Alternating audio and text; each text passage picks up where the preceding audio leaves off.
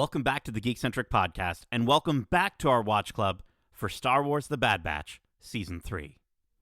You ready? Let's complete the mission.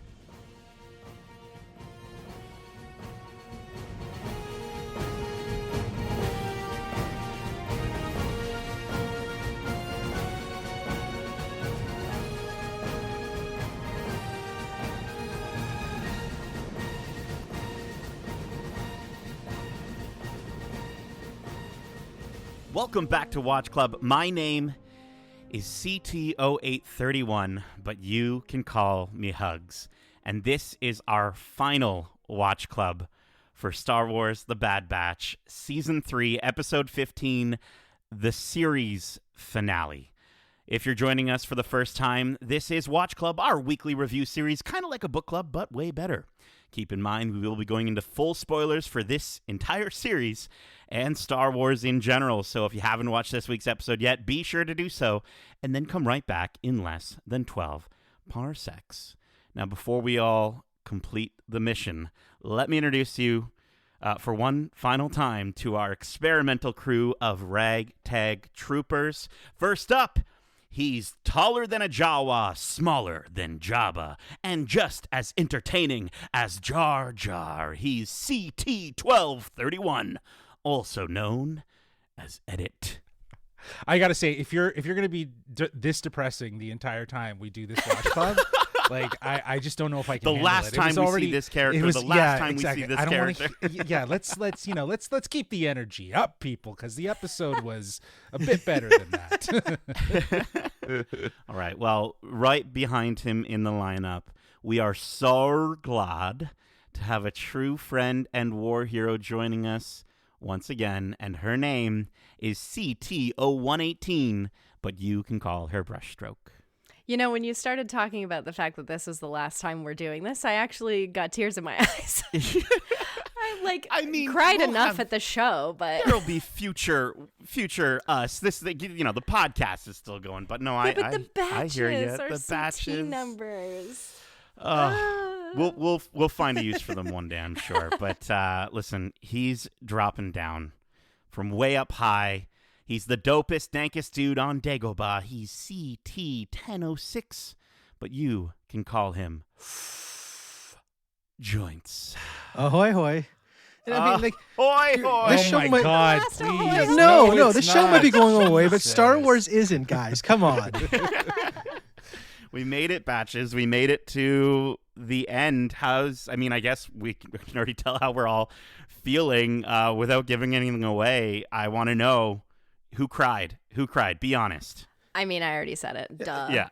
I wasn't sobbing, but there were tears in my eyes. That's for sure. I teared up. Yeah, I got a couple. I had at least one or two moments of that. So I mean, you're a dad now, so like you have to. Sure, right? It's I like guess so. part of the dad law. It's the ongoing thing. I feel like now that Yeah. I've had a child, I'm slightly more broken, if you will. A little softer. Softer. Maybe broken is not the good way to describe it, but I sob at everything now, and anytime there's a child, geez, I was sobbing in X-Men 97 with baby Nathan. Jeez. So there was definitely some teary eyes for this finale for sure. For many reasons, I feel. Mm-hmm. Yeah. This episode definitely hit different, and I'm so happy with what we got. I think I'm happy that it's as long as it was. We really should have seen it coming, because we predicted the previous last two week, seasons. Yeah. Well, we said we wanted it to be longer, but we weren't sure. And then the last two seasons were 16 episodes, and both seasons finales kind of were split up into 2 episodes. So the fact that this is just the 15th episode, but it's one epic conclusion.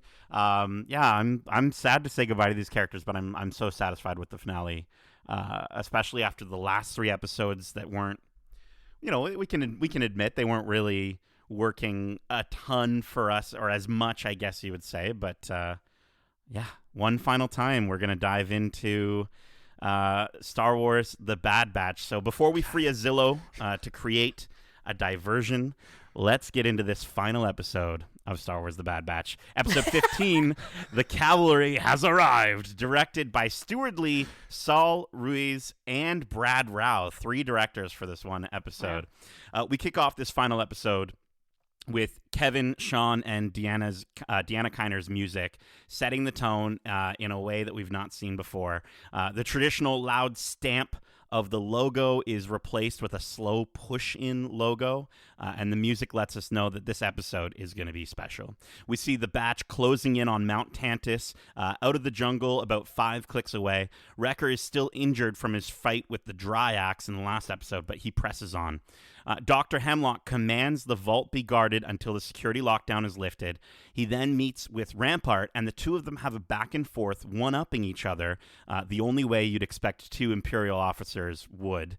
And the result is Hemlock calling Rampart dispensable as he walks away. And Rampart, seeing into the cell across from him, he sees Nala Se.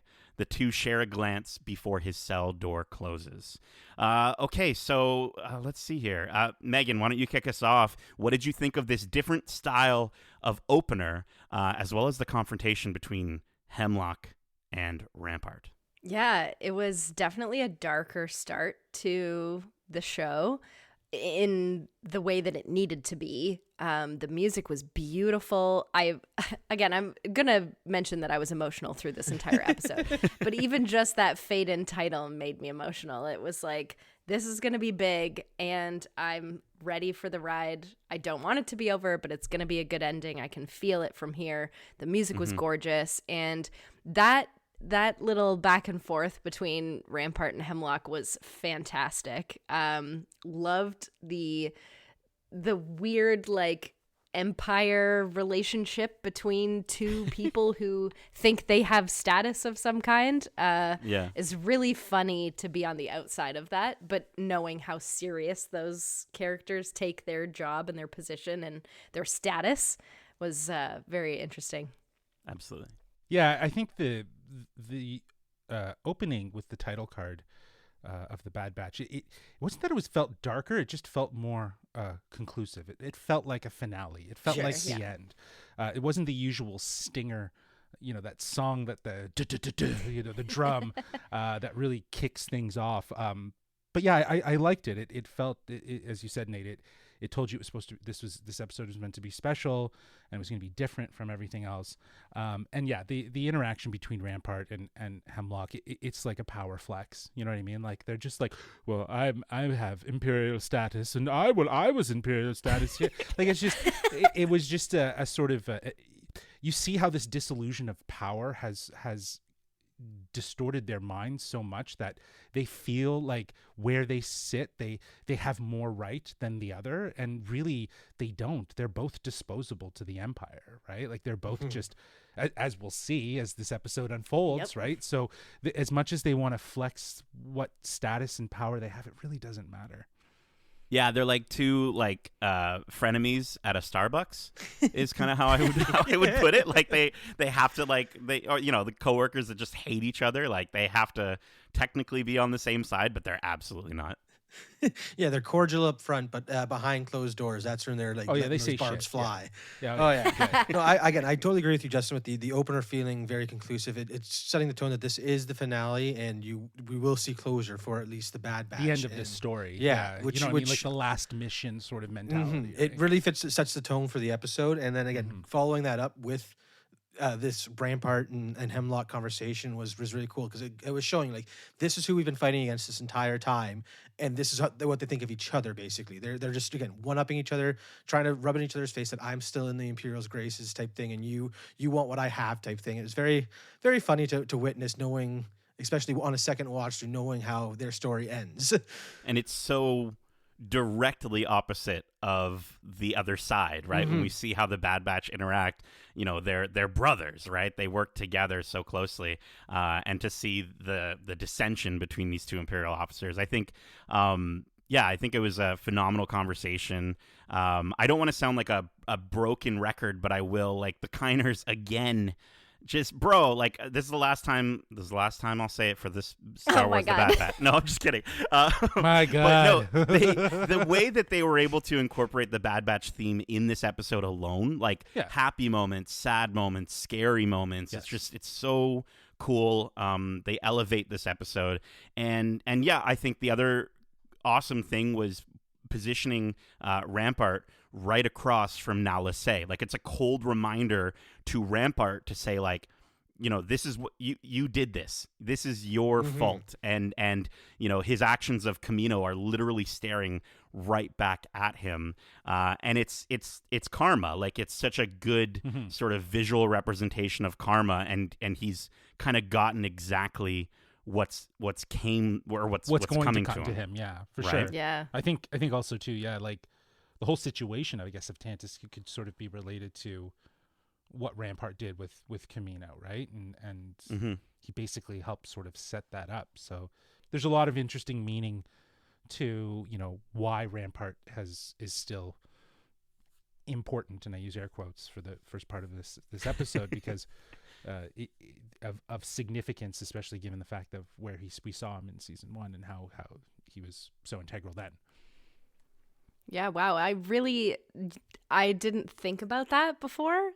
Him staring Nala-Se in the face and realizing he's the reason that she's there. She's the last Kaminoan, and what continues to happen later that we'll talk about in the episode is very poetic. Yes. Oh yeah. So good. Okay, so let's keep going here. You know, this is going to be a little bit of a longer part of the description, but, you know, so strap in. It's a series finale, okay? It's the final episode.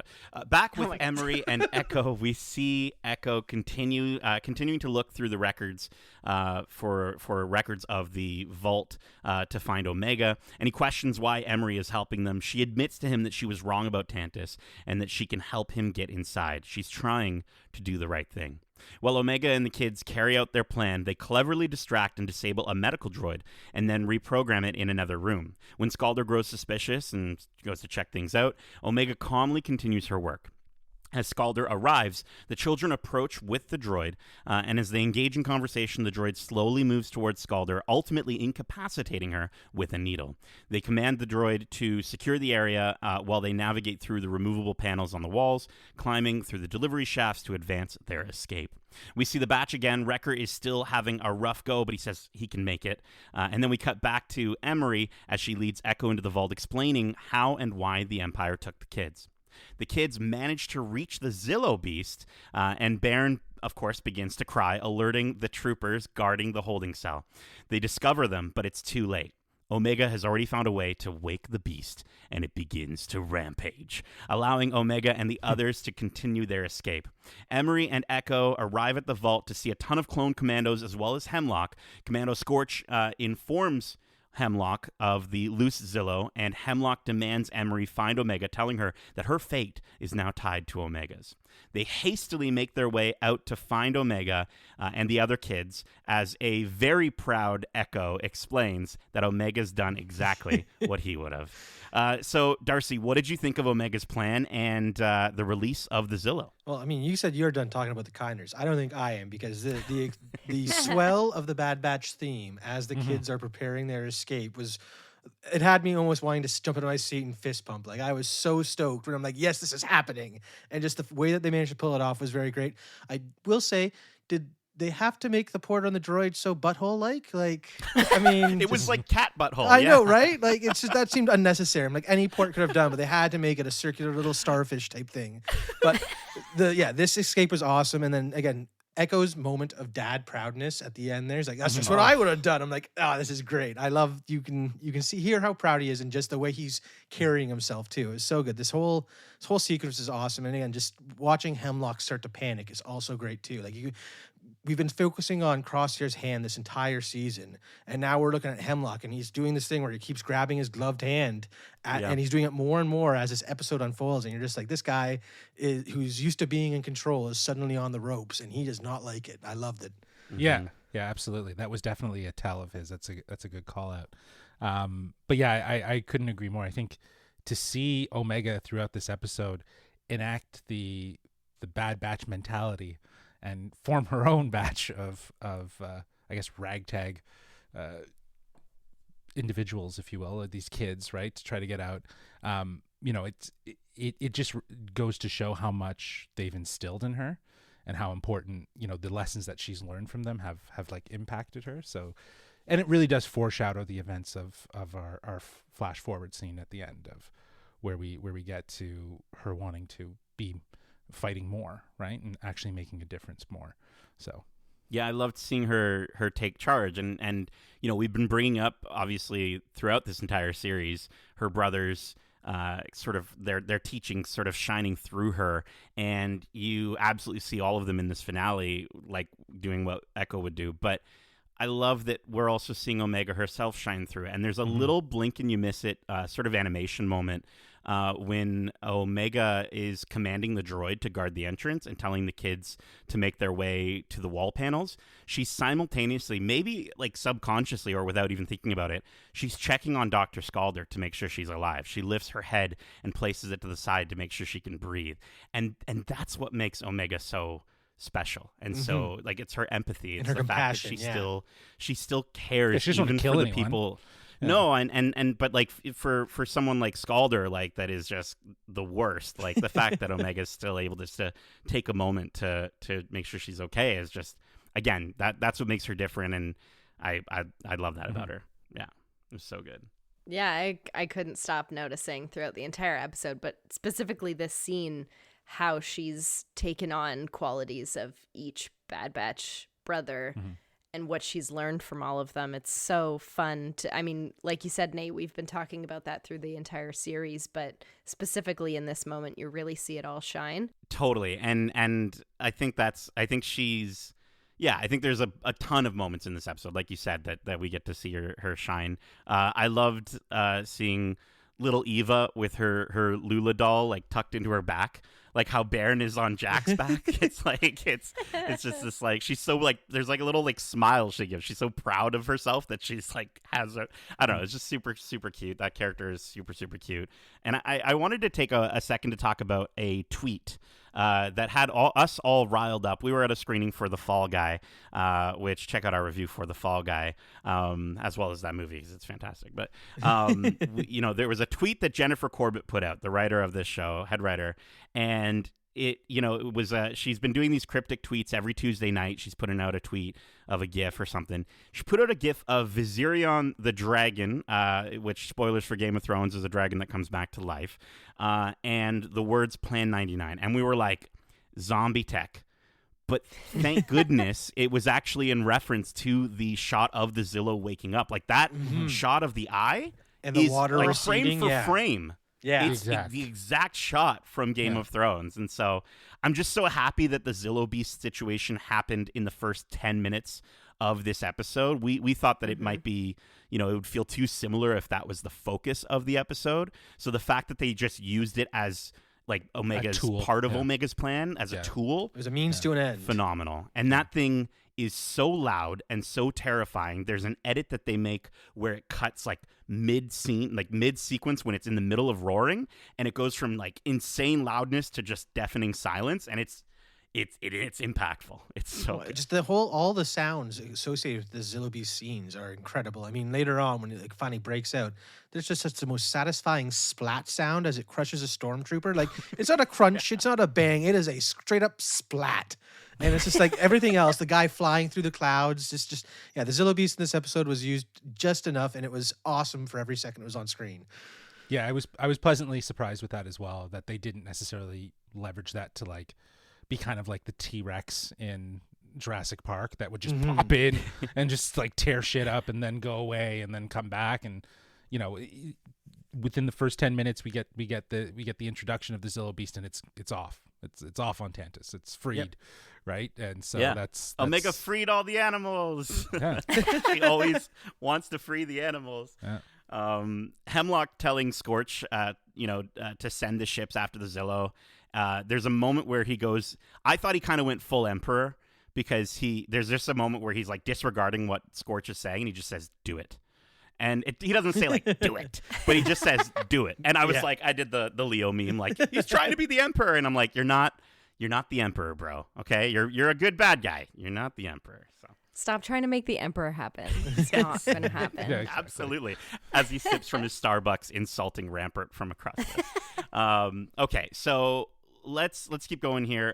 Back with the batch, Crosshair's hand is getting worse as they get closer, and with Wrecker in rough shape, Crosshair demands that he press on while Hunter and Wrecker find a way to contact Rex. He urges them to let him initiate Plan 99, and that Clone Force 99 died with Tech. Oof. He says Omega needs both of them, and that doing this alone is what he deserves. Hunter reminds him that Omega needs all of them. And so do the clones inside the facility. Wrecker says they've always known the risks, and so did Tech, and that they're doing this together. In the distance, the Zillo breaks out of the base and makes its way into the mountain. Crosshair asks the other two if that was Echo's handiwork or Omega's, and they both emphatically say Omega. It's so good. And now they have a way in. Omega and the other kids have made it to outside of the facility, and they need to climb a ladder. Jax explains to Omega his fear of heights, but she encourages him by telling him about her brother Wrecker, who's also afraid of heights, but is the most powerful soldier she knows. She reminds Jax to just stay focused on what's ahead, not what's below. So, Justin, what did you think of these back-to-back pep talk moments? Yeah, this is where the episode's the strongest, right? It really does highlight that this is the moments between the brothers, between the clones and Omega and them, and the sort of family element and this sort of connectivity. That's what's so important about this finale. And these moments are that really do shine in this episode. I think it's great that you have this sort of real blunt conversation where they're getting to the point. You know, I think nobody really thought about how Crosshair might feel about Tech being gone. Do you know what I mean? Like, yeah. And I think in a lot of ways he's kind of unraveling that bit of trauma with his brothers, and his brothers are saying, like, you know, it doesn't matter. We're still a unit, right? We're still family. We're still family, you know, and it doesn't mean that we leave each other behind, right? For any reason. So, yeah, these are the great moments of this is where it's emotional, right? And these in this finale is when you have these really quintessential moments for these characters. I never even thought about that, Justin. The fact that Crosshair has had less time to mourn process Tech than the other brothers, right? To process it. So, yeah, I mean, that could be a big part of what he's going through, right, with his hand. Oh, for sure. He could totally be questioning himself. It's like, what if I was there? What if I was still part of the team? If the full batch was together? Would Plan 99 have even been on the table type thing? These, like Justin said, these moments where you see, like, the pep talks, they're so uplifting, and you can understand why they're fighting. And I also just love the way that the Crosshair, Hunter, and Wrecker conversation almost seems like it's not over when the Zillo Beast pops out, and it's almost like Omega being like, guys, we got bigger fish to fry right now. Let's just come on in. Come on in and we'll figure it out from there type thing. And I really enjoy just the timing of it almost. Yeah. It's to kind of break up the conversation. Yeah.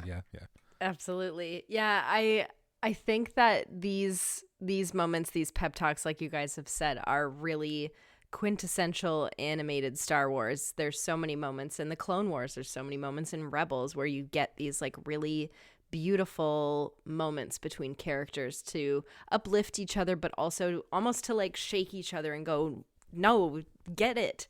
And I think that Crosshair is kind of having that moment where he's holding so much guilt over the last season and a half of not being there and not doing what he should have done for his brothers and following this empire that didn't give a poop about him. So it's great to see his evolution. I think I've talked about that a bunch of times before. Crosshair's character development is maybe one of my favorite parts of this whole show. Said that, absolutely. Yeah, so I'm really happy to see him get to a point where Hunter forgives him and calls him his brother again. I think that was a really great moment. And I love that Omega got to bring up Wrecker, and, you know, she's telling these kids about her brothers because she's so excited for them to meet them. And not telling him about his strength either. Using his weakness as a means to encourage. And it's just, it was, again, so beautiful. Yeah, she's not just, you know, now she's gone from learning not just practicing, but she's passing it on. She's teaching them. And that line of just stay focused on what's ahead, not below. I'm sorry, that's very Qui-Gon coded. I know it's something that she learned from her brothers, but it's so Qui-Gon coded. I was like, yeah, that's sick. That's like a tattoo. That's dope. Maybe it's in my next one. Maybe we'll see. Tramp stamp. Yeah, right on the lower back is where I'm putting that, with a little Zillow beast as well. Well, the placement raises so many questions. I'm sorry. But I think we should let's keep going here because Omega really wants us to by letting loose the Zillow. Scorch informs Hemlock of the Zillow's escape, and against Scorch's warnings, Hemlock sends shuttles after the beast, weakening their defenses. However, this will cause the batch to enter the base exactly where Hemlock wants them.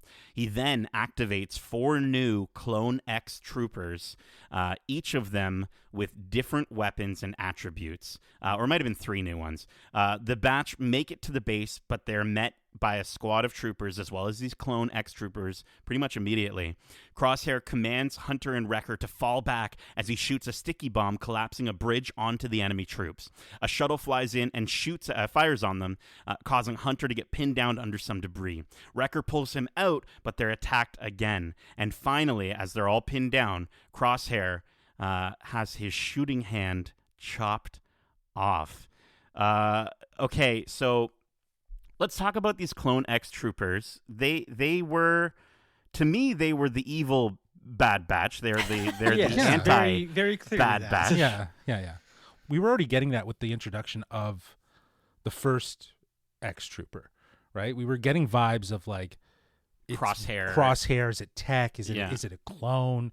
All this sort of stuff. So the fact that there's 3 more, it does raise a lot of questions, which again is my biggest problem with this episode is the introduction of these guys in like a Hail Mary final thing. Well, it's interesting. It's just like, but they don't answer anything. Yeah. So I before we get to all of that, I'd love to hear what everyone else has to say, though. Well, and again, before we go positive, I'm going to jump in on this negative train. To me, it feels like a repeat of the Merrick situation, where we had all this hype about who he is, what's his story, only for the unsatisfying dusting that we got from him at the end there. Mm-hmm. And this feels very much the same, where it's like we're introduced these cool characters that we don't know who they are, what they are, why are they in these crazy like cryo tanks things that like almost, Darth Vader's meditation chamber. I don't know. It's just so many things that were raised and then are never addressed again and never will be based on where this episode ends. Biggest issue with this episode for sure. What I liked about them, and this might just be the Star Wars poet in me, but I liked that they were, like we had one that was the size of Wrecker, right, with the shield. We had one that had Tech's glasses, essentially goggles on his face with the 2 swords. We had one that was very, Crosshair, one that was kind of like Hunter or maybe Echo. But I think the biggest thing for me is the fact that they all were pretty much just as capable as the Bad Batch. They were the strongest of like sort of, in terms of combat that we've seen. And I think that this is what the Bad Batch could have been if they just followed orders, right? This is a direct mirror to them in their final fight, in their final push to sort of say, hey, this is what you could have become. And I thought that was really smart and really strong. And I thought that was, I don't know, I thought I liked that aspect. I understand how we all sort of were hyped up to know, like, is it, who is that mysterious trooper? But at the end of the day, I actually thought this was significantly better than like a Merrick situation, because to me, Merrick was hyped up and then didn't really amount to even something that I felt was symbolic. Whereas at least these troopers definitely gave that to me. Yeah, I'll give that to you. Yeah, they have the era of Bad Batch replica to them, right? And I don't doubt that that's what they were trying to do with these Clone X troopers, whatever they've called them, right? But I think the idea of, especially what else is left on the table towards the end, like with what this series was kind of talking about, and the way they were very obviously hinting at visuals, like alluding, like, oh, his helmet's off, like, is this a reveal for who we might see? Like they were definitely playing with us at that point, and to do all of those things like you've described, and to really hit all of that, I know it's going off of just look and feel rather than definitiveness, right? Rather than saying like, yes, these are clones of you guys that we've weaponized. We're using the way that we would use them because your skill set is so unique. And that totally makes sense. That they could have somehow intertwined that with a evil Hemlock speech that kind of gave a little more air to not just what they were, but what this facility was and what it was doing, outside of, introducing a term, Project Necromancer, hinting at it, not really doing much with it though. Right? Like, the Bad Batch obviously in this finale needed some sort of, I guess, combative enemy that was going to be able to go against them. These 4 Clone X troopers feel very convenient with no explanation is really what it comes down to. Yeah. Especially when like that whole, explanation of the facility and stuff like that easily could have been done if Rampart was brought to Hemlock before the prison, and a little gloating kind of tour of the facility and just talking about what's going on before sticking Rampart in a hole he'll never come out of type thing. That would have almost set up a bit better, because again, they came out of nowhere. It's just a convenient, time killing thing to keep the batch from getting to where they need to go. Yeah, I'm more on Nate's side with this. I enjoyed every second of it. I thought it was so cool. I thought it was a really good, like you said, Nate, kind of like a mirror that the Empire held up to the Bad Batch to say, like, this is how powerful you all are, and we're using that. And can you be more powerful than yourselves almost? Can you surpass what just the weapons that you are? Like, can you be bigger than what you were trained to be, I guess, which I think is a really poetic thing to say in the finale episode. Yeah, but I like the thing. I definitely agree that there's a message of a mirror to the Bad Batch, because they're free of all control. They make their own decisions. They do their own things, and that might be the reason why they are so good at what they do. And that's why they win.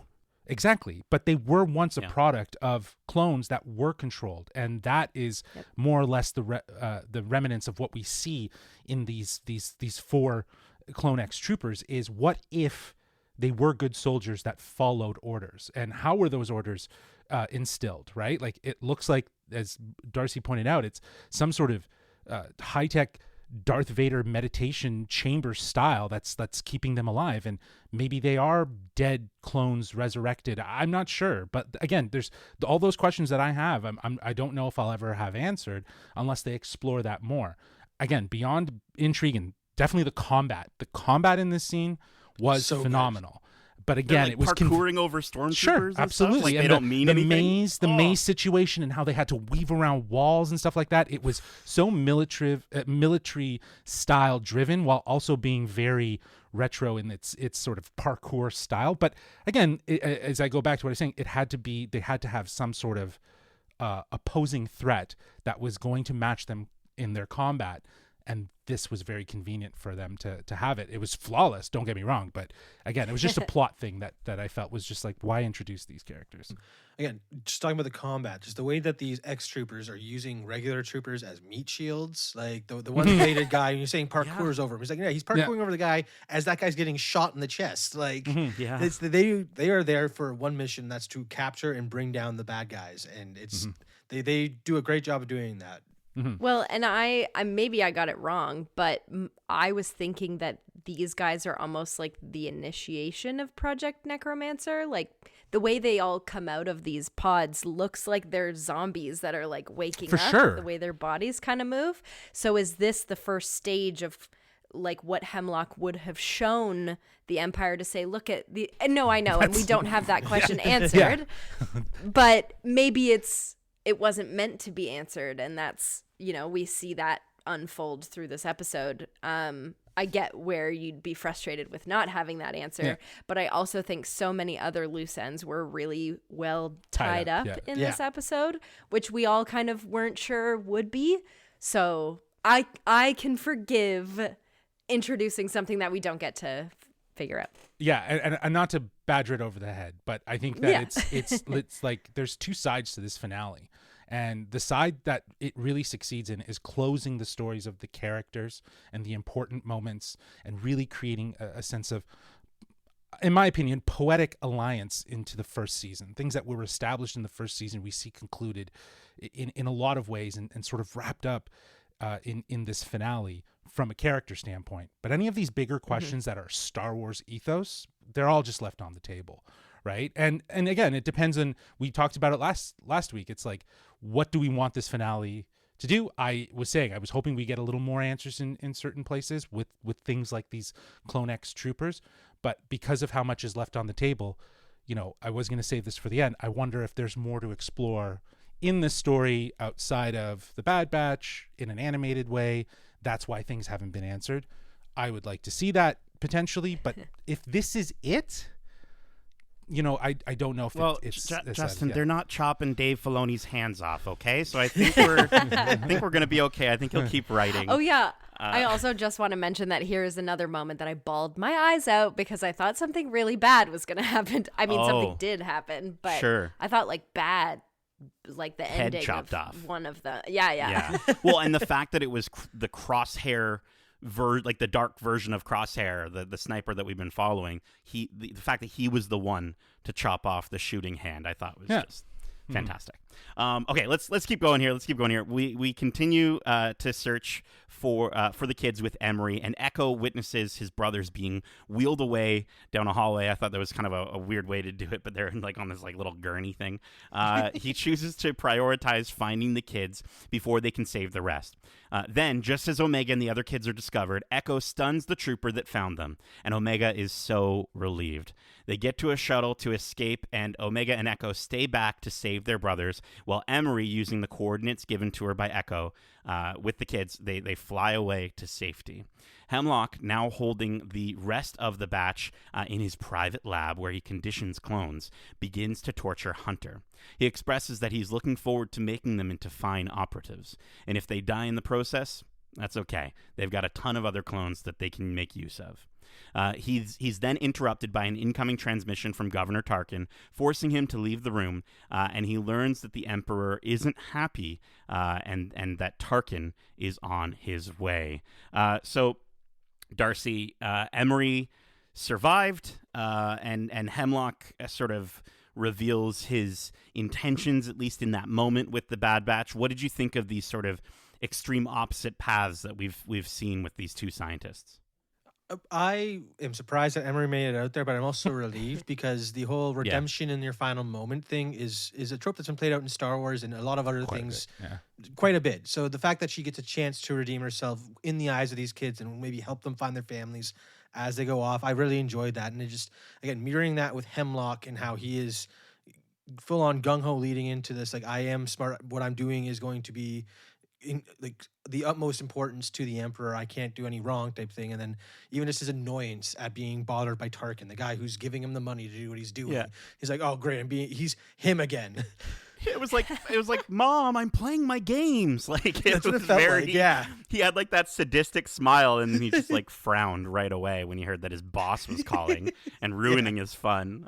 Totally. But I mean, shout out to Jimmy Simpson in this series, let's be honest. Like, I thought the line delivery when there's a moment where he says he's looking at Crosshair and he says, CT-9904 resisted my conditioning in the past, but I've made alterations to my method. And the sort of pauses he takes between the words alterations and to my method, it just, just highlighting what exactly happened to just then to Crosshair with losing his wrist. Literally alterations to his wrist. Like, it was, I thought that was well done. I thought that was, again, just another way to sort of amp up this this very sadistic nature that he has.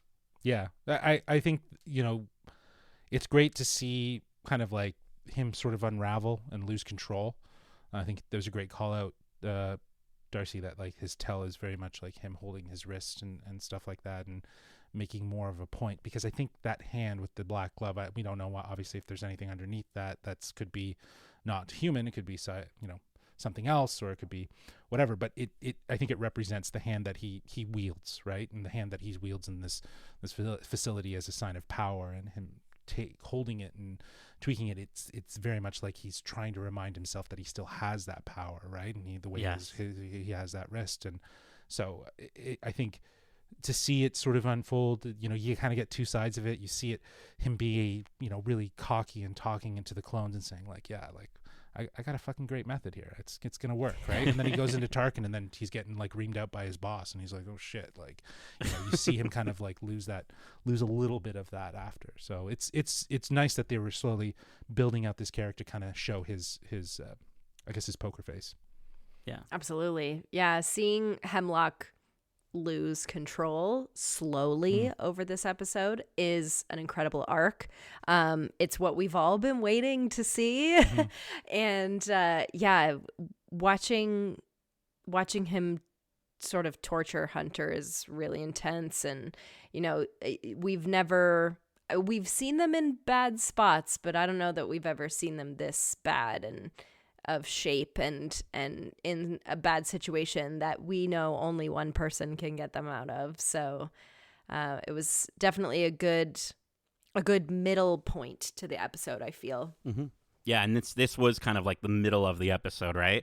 I loved Echo calling Omega his little nickname for her, Havoc 5. And that's how she immediately knows that it's Echo underneath the Stormtrooper helmet.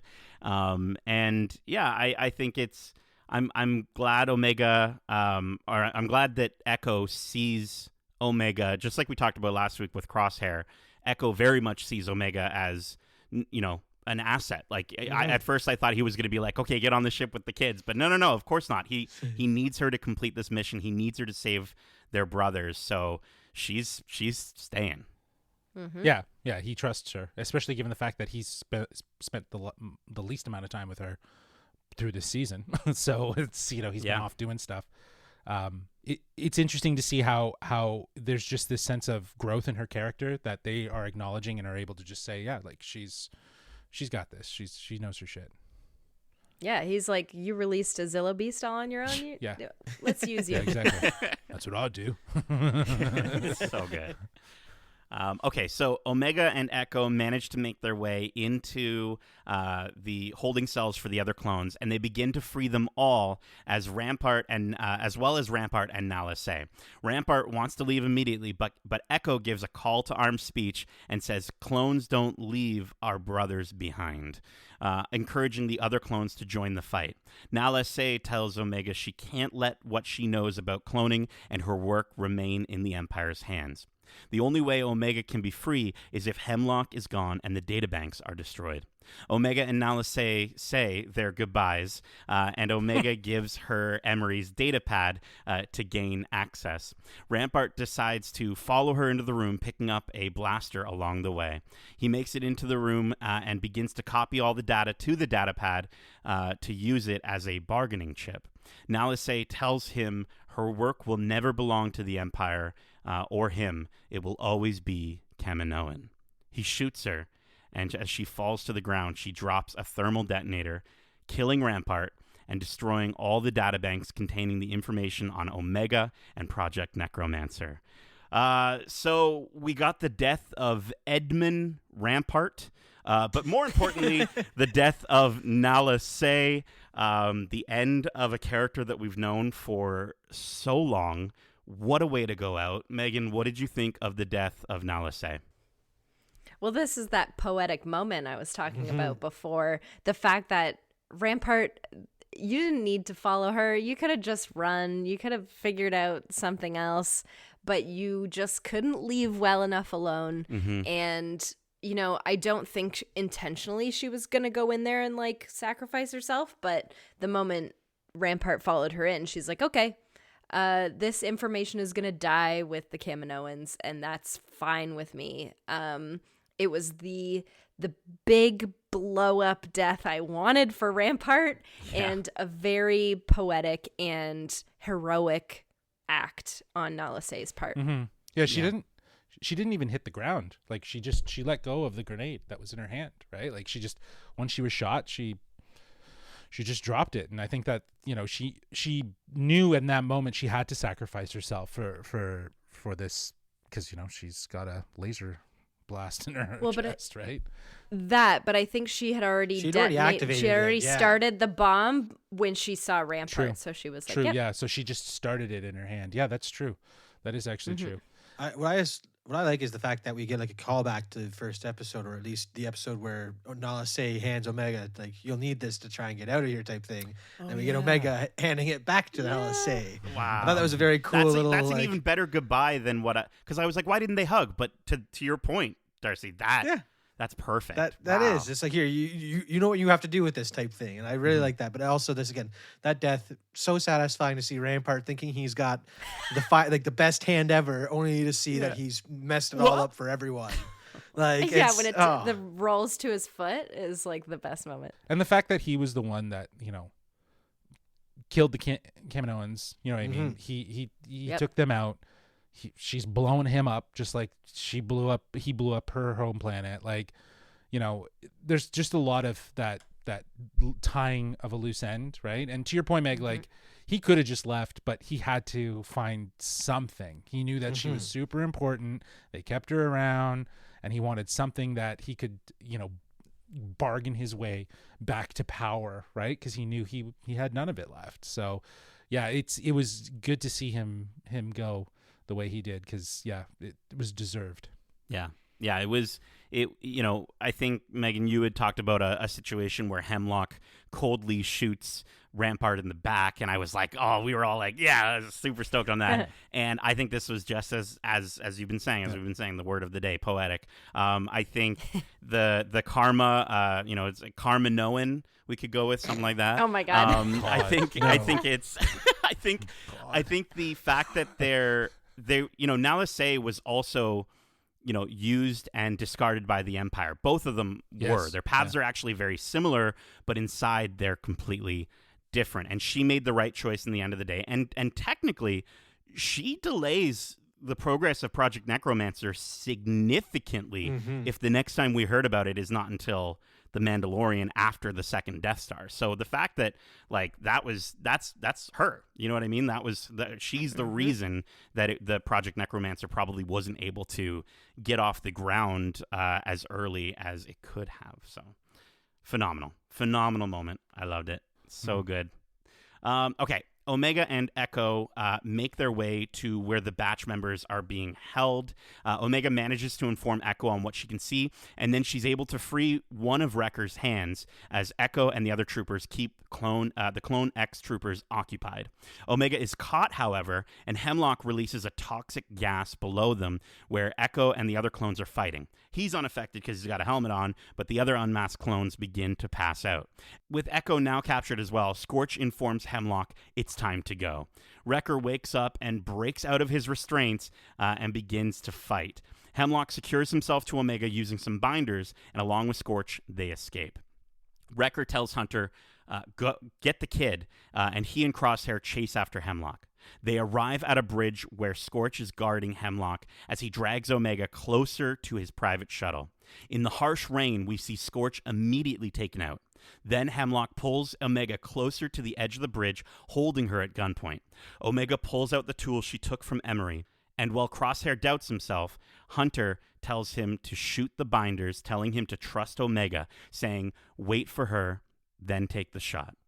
Omega stabs Hemlock in the leg and lifts her arm up as Crosshair shoots the binders. Hunter shoots Hemlock, and he falls off the bridge.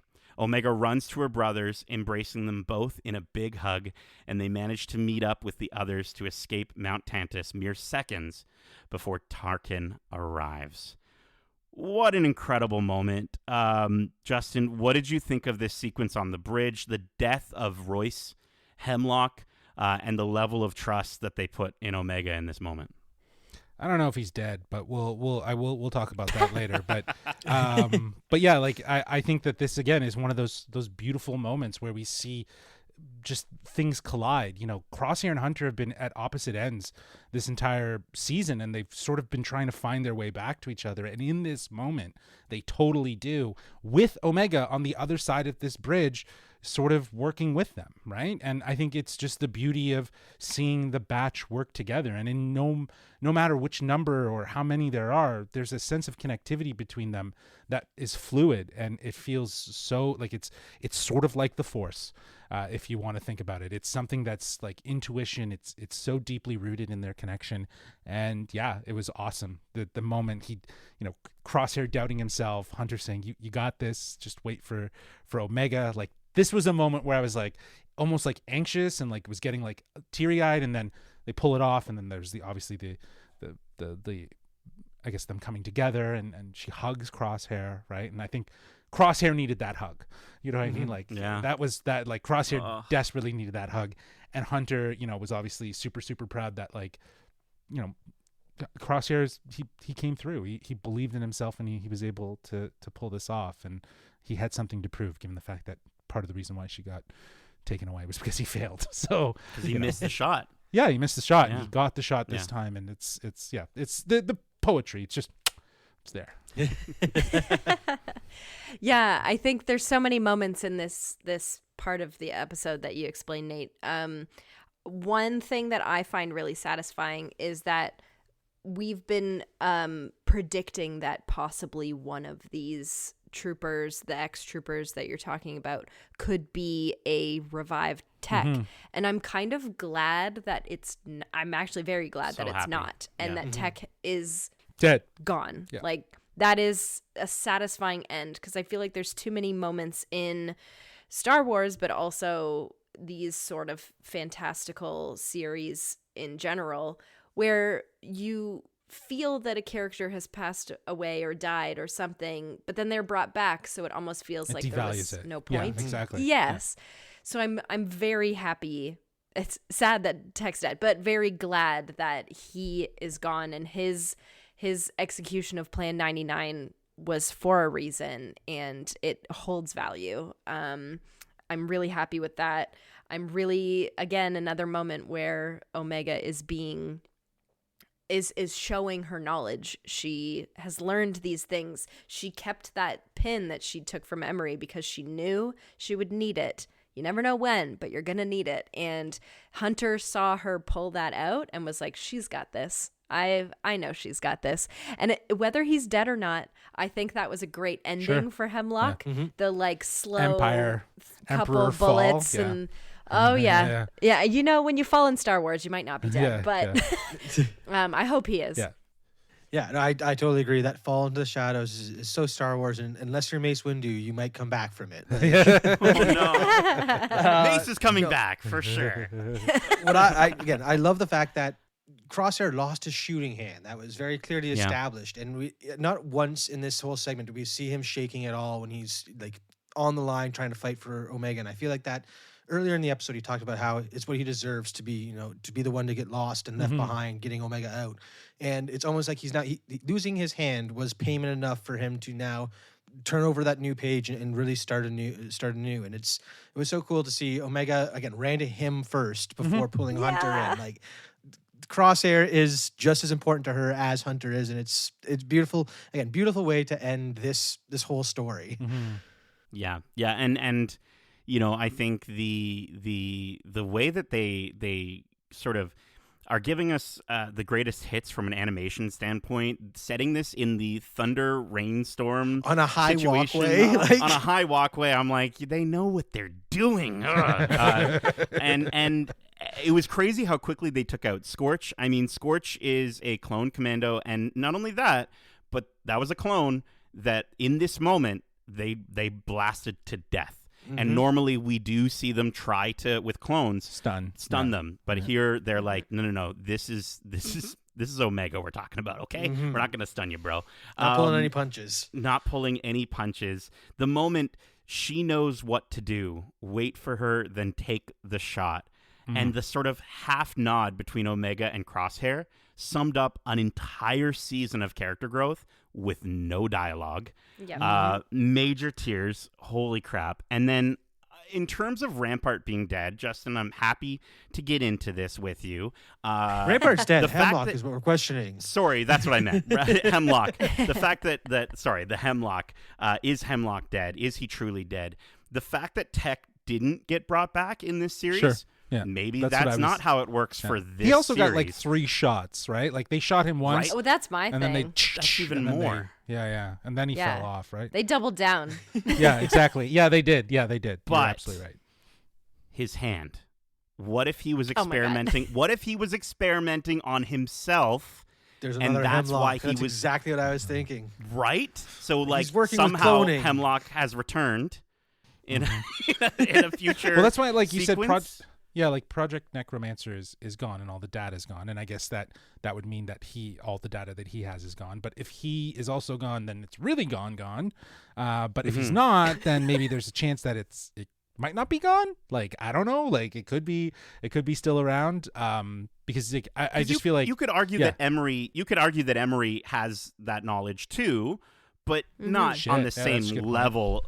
Not on the same level as Well, Hemlock, though. Like she he wasn't. definitely was gatekeeping Oh, yeah. information that would lead to the true. He Project can't keep things from Necromancer. us, the viewers. We don't even know anything. That bitch. Yeah, exactly. I wanted to know. I don't have any influence. Well, in the end, he was dispensable.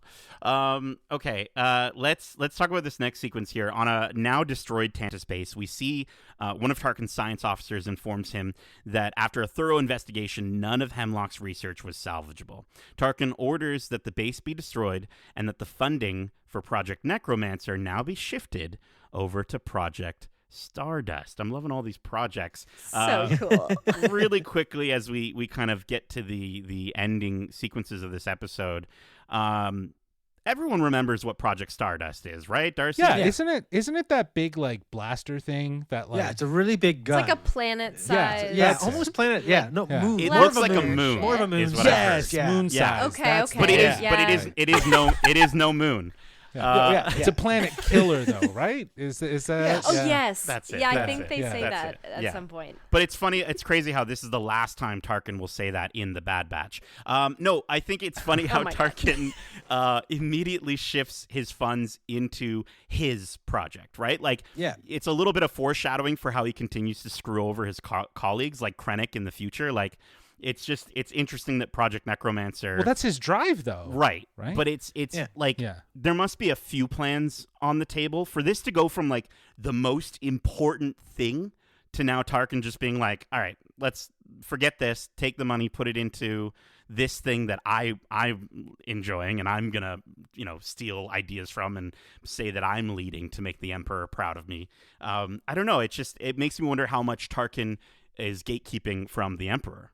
Well, I mean, I've already talked about how fractured the Empire is with all these different plans. Like, this is the Stardust has been in the works before the Empire was even a thing, and so were probably all the Emperor's other machinations, because he is just desperate for power and desperate to stay alive. So I think it's more him. And going back to Tarkin, though, like him, snatching those funds almost instantly is seen with his, adversary. He's almost the rival mentality he has with Thrawn, specifically in the Thrawn books. A lot of Thrawn is trying to push through the TIE Defender program, the one with the 3 things. The whole thing about Lothal, that was the TIE Defender, or like Thrawn's pet project, and Thrawn. Tarkin was always adamant about trying to shut that down.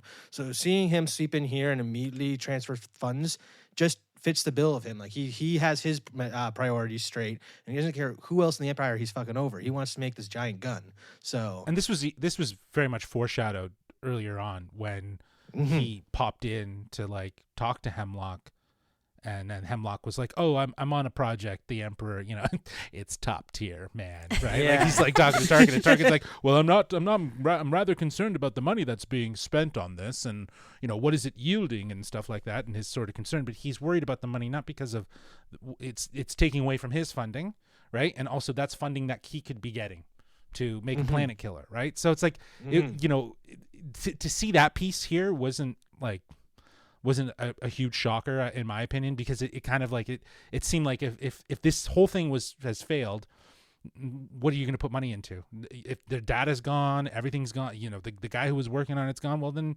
yeah, he's going to be like, yeah, just reallocate this money. This is an end. This is over. We also talked about it on our Tales of the Empire spoiler-free review. Go check out our Tales of the Empire spoiler-free review. But the very super subtle use of Vader's theme, while Tarkin mentions Project Stardust, like the Kiners just have such a phenomenal way of connecting these stories through the use of music. And it's not like blaring Imperial March. It's like the slow, sad Vader, like when Vader, I think it's like when Vader's dying. It's like that really sad version of the theme. And the way that they're able to sort of hint at that in the background while Tarkin's talking, it's just, reminding you of sort of what's to come, what's to sort of, going forward. And I don't know. I thought that was... They're killing it. They're always killing it. Mm-hmm. They're always killing it. Okay, so let's kind of get to almost the final sequence here. Back on Pabu, we see the kids are now safe, and we learn that Hunter and Rex will work on finding their families. We also see Emery and Echo decide to go to Pandora to help the other escaped clones find their... Pandora. Yeah. Is it They're not going to Pantora. Yeah. Pantora. Pantora. Is that where they go? Okay. It's like we also see they connect their tails together. Yes. We also see Emery and Echo decide to go to Pantora to help the other escaped clones find new homes, and he mentions that Senator Chuchi would love to know what Emery has to share. Emery says she'd like to help however she can. Omega, Hunter, and Batcher sit under a tree, and she expresses that the kids are finally safe. And now that Hemlock's gone, and now that all the data is destroyed, they nod goodbye to Echo as he leaves. And Omega asks about the other clones and if they'll stay with them on Pabu. Hunter says it's up to them; they're free to follow their own paths. He says we've all fought enough battles for one lifetime. Now we get to choose who we want to be. Omega asks, like what? And he responds with, whatever we want, kid. Whatever we want. Crosshair and Wrecker sit with them as the screen fades to black. What a beautiful, incredible moment. Before we get to the thing that we all freaked out about, I'm sure, the epilogue, I want to know, Megan, what did you think of this ending? Emery and Echo's new adventure, and Omega's still her concern for everyone else. Yeah, well, of course, always. I love that Emery's going to go with Echo and be part of this kind of clone side of the rebellion. She's got a lot of very important information, I'm sure, that she can share. So that's going to be a huge point on the rebel side when the rebellion truly begins. I also thought it was really fun that I only caught it the second time I was watching. The kids are walking around with those like teen clones, which I thought was such a cool callback again to the beginning of the season. Yeah. Yeah, and they're all so in that was fun to see. They're all in them. like civvy clothes, like they're all in like Pabu clothes. Hawaiian Pabu shirts fashion. and they're like linen Yeah, pants they're like and like hippie stuff. beaded necklaces, like they're from the '90s Beach Boys. Yeah.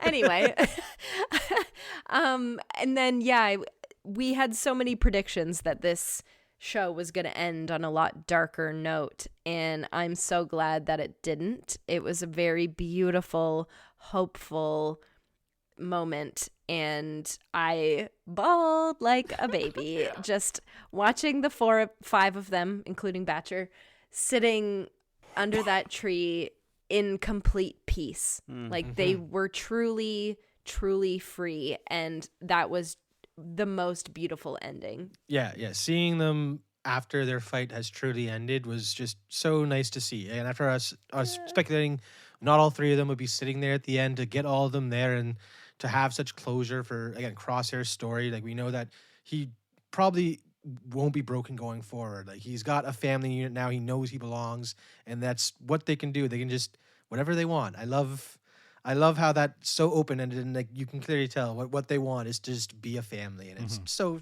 lovely.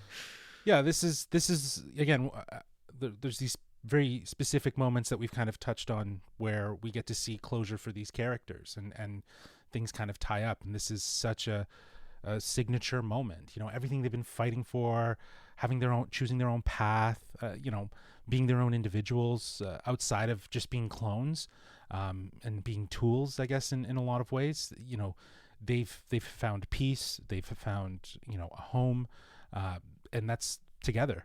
You know, that's the beautiful thing. We've watched them do this together the entire time. And if anything, again, as I was saying before, with the things that are left on the table to discuss, the show was never ever just about those things, right? They introduced some cool stuff, and I wish they answered it, but it is about these characters and the story. And I love that this closing moment really honors that. It really respects it. It says, this is what this show was all about. And that's why you can look at something like this and appreciate and understand, like, there was always a foresight of knowing what this was about and who it was about. Yeah, it was. I think it was perfect. I think that the such a gorgeous shot under the tree, and I love how, to your point, Justin, everything has come around completely for the Bad Batch, but also for the story of the clones in Star Wars. Like, this feels like a phenomenal ending to the clones story. Emery, getting to now work towards finding new solutions for displaced clones and maybe find new homes, and working with Echo and also working with Senator Chuchi is huge, especially given that that's, part of the fledgling rebellion. And I love that Omega, even now, after everything they've been through, she's still worried about literally everyone else. She can't understand the idea of, of being whatever she wants to be, because, in a sense, she kind of has had a life full of adventure. She's gotten so much of what she's wanted, and of course she's wanted freedom for her and her brothers, but she's kind of had a very up until that moment fulfilled life. And so here Hunter is reminding her that she's even more free than she ever was before, because they don't have to fight. If they want to fight, obviously that's something that we will get to in a moment. But I just thought that, it's so good. That just made me think of in season 1 when she feels dirt for the first time. To see how far she's come. And like, again, this has been such a great exercise of character focused story, right? Like from season 1 to 2, just to create that. There's a lot of winking and nodding to the fans of this series from the get-go too, right? To be able to find those signature moments and call them out and say, like, oh, I remember that. This, this is how this connects. Like, that's what I believe Brad Rao and Jennifer Corbett, they wanted, Filoni, the entire team, they wanted this to be a sort of a very much a wrap up of all of the great moments we've seen. Well, speaking of wrapping up, we've got one more thing to talk about before we wrap up. And this, this is our last What's Gonna Happen batch. It is though, and I stop I want to crying, know, man. Jesus, what's gonna just get it out. Okay, so just as we thought it was over, we're treated to one more moment. The screen fades in as we see someone walking into the caves on Pabu. They approach a docked ship and turn the lights on, and we realize it's Omega, now clearly older. Hunter, Batcher, and Gonki are there waiting for her to catch her before she sneaks off. Omega tells Hunter that the rebellion needs pilots now more than ever. He reminds her that he just wants to keep her safe, but she tells him she's not a kid anymore and that he doesn't have to worry about her. He says, "You're our kid, Omega. You always will be." And like by that point, I was like, losing it. She says, "Hunter, you've all fought enough. It's my fight. I'm ready." Hunter responds with, "Yeah, I know you are, but I'm not." The two hug, and Omega asks Hunter to keep an eye on Crosshair, Wrecker, and Batcher too. She begins to walk onto the ship as Hunter looks upon her one last time and says, "Omega, if you ever need us, we'll be there."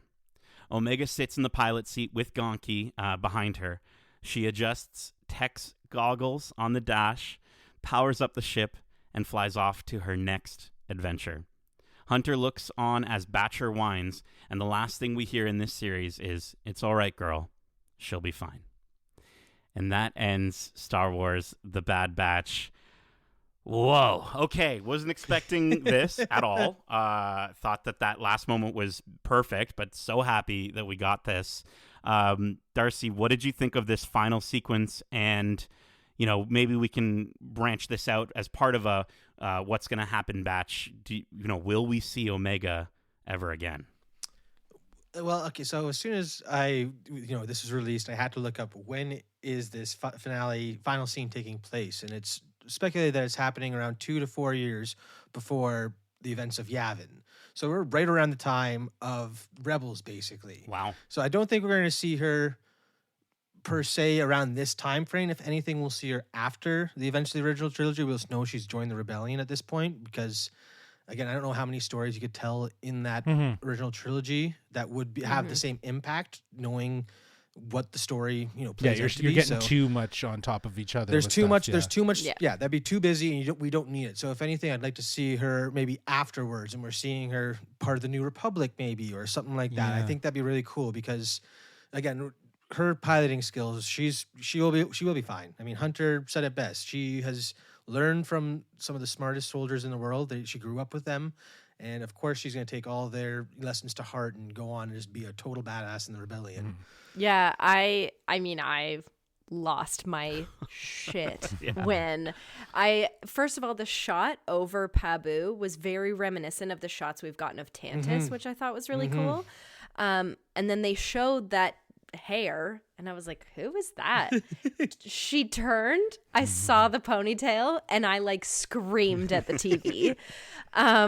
But I think I agree with you, Darcy and Justin. I think we're gonna get her way later. I had a little fan casting for if we see her live action, maybe, because I think that's the best bet with the types of shows that we have going on. Ahsoka. Because she knows Hera, and I feel like that's the best place to stick her in there. Wow. Wouldn't it be so cool if somehow they got Margot Robbie? That'd be Whoa. cool. That would line up age-wise too for that point in Right? time. That'd be great. Wow. That would be incredible. Yeah. Just saying, putting it out there. In the Well, she's universe. Australian Somebody- too. I honestly think that if they do it, I would like The to accents see. are close enough, I guess. to New Yeah, Zealand. yeah, sort Yeah. of. I'm sure she could do a New Zealand accent Yeah. because she's from Yeah. there. Yeah. From Yeah. Australia. I don't know. I would love to see Michelle Ang as actually Omega. Oh, me too. And if they gave her I think all they need to do is just give her the blonde hair, right? In all honesty, it doesn't need to be total One for one. One for one. I think that I know she has a more East Asian profile, aesthetic to her than what Omega might be animated to, but I don't know if that necessarily needs to define the character. But yeah, this was a very Come on, Dad. Yeah, this was great. I definitely teared up here, and also just the sentiment of, this felt very similar to the epilogue of Rebels. It's where's the story going, what's next, and what can be next, and not really saying that it's goodbye, it's see you later, right? In a lot of ways, and I think that just adding this moment, it was so sincere. I love that he's comforting Basher and just how he says she'll be fine, and he's comforting himself in that moment. You know what I mean? Exactly. He's talking to Yeah. himself. Yeah. But he has to say it. Yeah, and I just it was super super touching, and it definitely has me excited to say we'll see her again, and maybe some other things need to happen in the Star Wars stuff of stories that we're getting and other things to kind of establish where we might see her, because I don't think they're gonna wait, and then once maybe there's a new timeline that's established, and then they could get into it. But yeah, bring her into Ahsoka for a quick cameo experience, that'd be interesting if you're gonna do a show with her later in some capacity. But yeah, I think animated would be where I'd like to they keep her, and if they go after the Battle of Yavin, and they go in between, like, sort of like the Mandalorian period, but maybe further, maybe moments after the battle on Yavin, so we see what happens in the sort of early days after that Tales battle. of the Rebellion. Come on.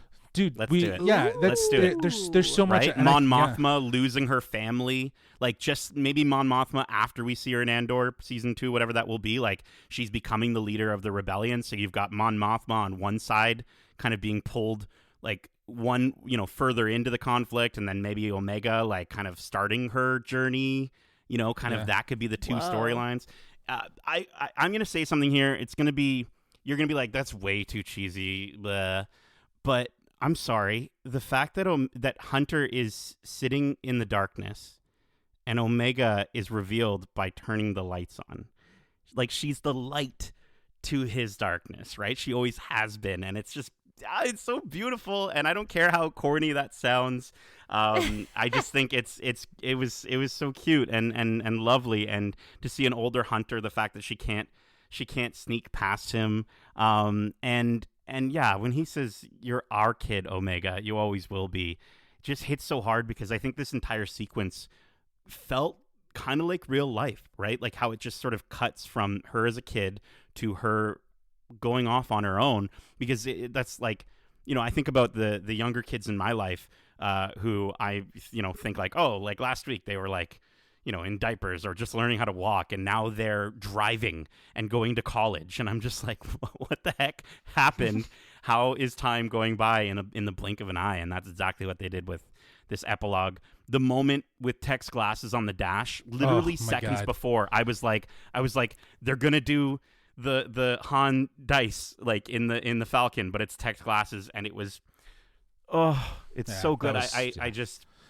I just love that they added that, though, right? Like they because he wasn't like his presence was obviously missed throughout, and he was talked about by the Crosshair, but like just have that there as the reminder for her. It's just that's so well done. And the idea that it's her idea to continue to fight. It's her choice to make. And she probably struggled with the idea of, just sort of standing by as the Empire kept growing and growing in power, and they're hearing probably whispers of things from probably Echo. And the fact that she sort of follows in Uncle Echo, in her brother Echo's footsteps, right? Like, he left the group. And that's exactly what she's doing here, right? That's like the last lesson that we get to see her sort of exercising. So she's definitely going to become a pilot for the Rebellion, and I love the idea that she's going to be making use of the tech turn in a future battle, 100%. And that's, Dave, you better give that to us. That's not a threat, but that'll be her entrance into whatever she appears in next. Like, come on. We just see the ship, it does the tech turn, and that's how we know it's her? Come on. So good. So good. Okay. Before we get to our final thoughts for both this episode and the season, is there anything else the batches want to say one final time? We are going to be rating this episode on a scale of 1 to 5 truly free clones, and the season on a scale of 1 to 5 new adventures. Megan, I'd like you to kick us off. Oh, God. Get through this without crying. I think this episode did an incredible job at wrapping up this season and the show as a whole, with a couple episodes leading into it that we weren't so sure it was going to be successful at wrapping up the show. So I'm really glad that paid off. We got to see Omega in the best light possible, using all the skills that she's learned throughout this show. We got to see some really incredible endings to some characters that needed their stories ended in this show. The music was beautiful. The animation was beautiful, from the large landscape shots to the small, minute details. It just might be one of my favorite Star Wars pieces of content that I've ever taken in. I've attached myself to this show so much from day one, and I can't wait to see where Omega's story continues from here, with maybe a cameo or two of older Hunter, Wrecker, and Crosshair again, because I know we see Rex and and Rebels. So maybe we can see these guys on Pabu again soon. With all of that said, and the direction that the show is going in, I have to give it a 5 out of 5 truly free clones. And the season as a whole, yes, there were some filler episodes, but that's to be expected with an animated show. I still really enjoyed most episodes, so I'm gonna give the whole season a 5 out of 5 new adventures as well. Okay. All right. Darcy. Yeah, well, I mean, this finale definitely tied off all the loose ends or threads that I was really concerned about. Again, my biggest gripe being that it introduced some more questions that I have a feeling we might never see an answer to, and that just being the knowledge grubbing guy I want the answers to everything, so that's going to bug me. But yeah, this episode delivers on so many emotional levels. The action was incredible. The score, the amount of times, like you said at the top of the episode, the way that Kiners weave in that Bad Batch theme for so many different moments throughout this episode, it feels so good as a closure for the show. So yeah, this one will be getting a 4.5 out of 5 truly freed clones. Again, that those Shadow Troopers really bother me. But going on to the season as a whole, it has been one of the standout episodes or seasons, in my opinion, where it was incredibly consistent up until the lead into this finale, which is unfortunate. But there were so many great moments throughout the series. The action, everything. We're seeing Star Wars animation at its best, and the story is so exciting, and it was so much fun to go to experience. So I'll be giving this season also a 4.5 out of 5. What was it? New Adventures. New Adventures. Yeah. Yeah. 4.5 out of 5 new adventures for sure. Edit. Oh well, yes. Yeah, I think I've kind of alluded to my thoughts about this episode. There's pluses and negatives. The negatives, obviously, like Darcy was saying, the introduction of these new troopers without really giving us any background as to what they are, not even who they are, but what they are, and what the bigger story of what Tantus is in Project Necromancer. They left a lot of that on the table, but what they did wrap up were the most important parts for this series, and that is the relationships and the story of these characters, while also leaving some great opportunity for more stories, as we were talking about with the epilogue. There's just so much that is potentially an opportunity there. So I love that they still did that. And, a huge shout out to Jennifer Corbett, working with Dave Filoni. I know a lot of people say, oh, Filoni. Like, yes, he's definitely the creative mind who's getting all of these projects made, and he's probably leading a lot of these conversations. But if it isn't for people like Jennifer Corbett, Brad Rao, Josh Rhimes, the entire Lucasfilm animation team that actually stands behind these stories, the Dee Bradley, Michelle Ang, they believe in these characters, then we wouldn't have the heart that we're talking about, the things that we really care about, the character resolutions that we got out of this episode is fantastic. So yeah, it hits in a different way as a season finale and as a series finale, and it, in my opinion, it leaves too much on the table that I'm just I really want answers to. So for that reason, I'm going to be giving the episode a 4 out of 5 truly free clones.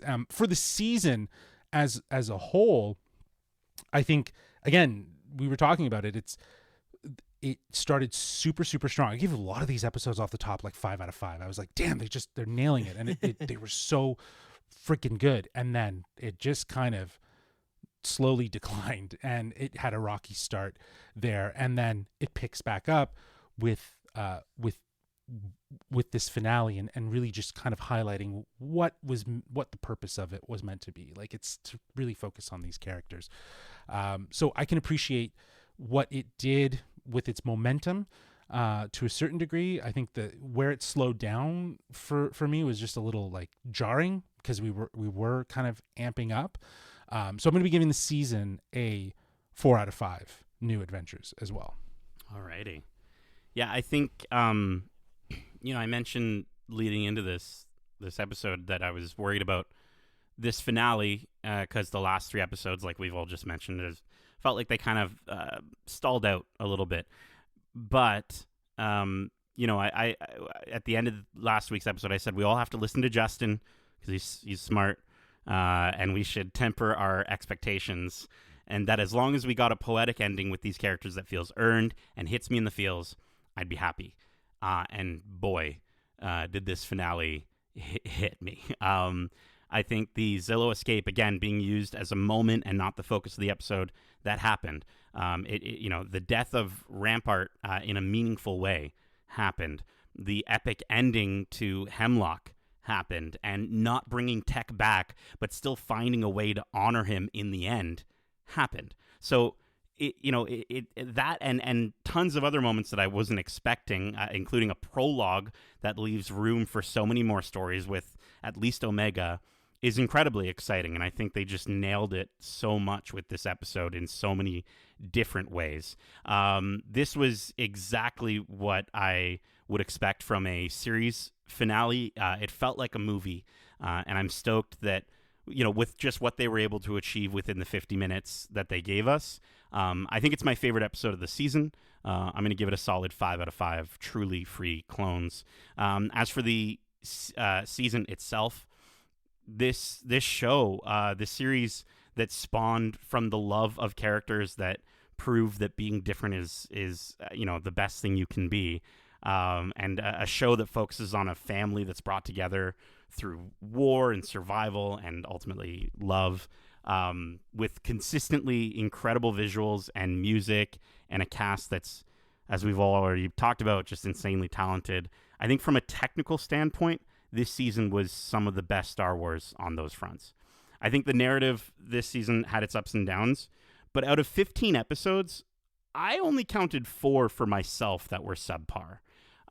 So I think the biggest thing these writers were able to consistently achieve, in ways that I do think the live action side of Star Wars could maybe take some notes, has to be the character development, right? Like I think the words character development, when it comes to these watch clubs for the Bad Batch, probably, between that and at least poetic this episode, we've just maybe overused them. But Final, too. Last. Final, yeah. The last time I'll say just this character development on Star Wars The Bad Batch Watch Club.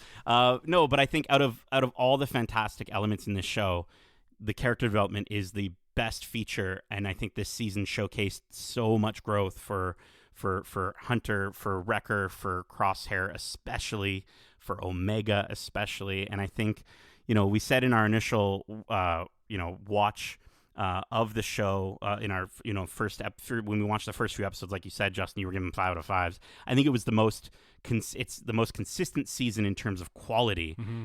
And I think that still remains the case even after a few mid episodes leading to the end. So for that, I'm going to give this third and final season of The Bad Batch 5 out of 5 new adventures. Lucasfilm Animation, come on, and please, more Brad Rao and Jennifer Corbett.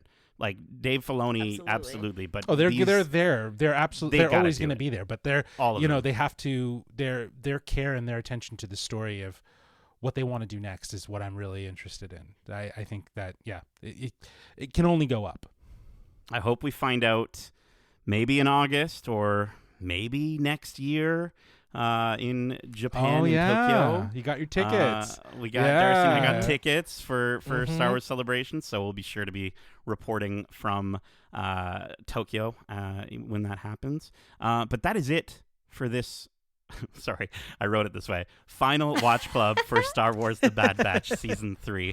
We hope you enjoyed it, and if you did, make sure to subscribe to us wherever you like to listen to podcasts, if you haven't already. And if you want to write into the show with your thoughts or your predictions on the shows we cover in Watch Club, well, you don't have to leave us behind to follow your own path and make us cry all over again.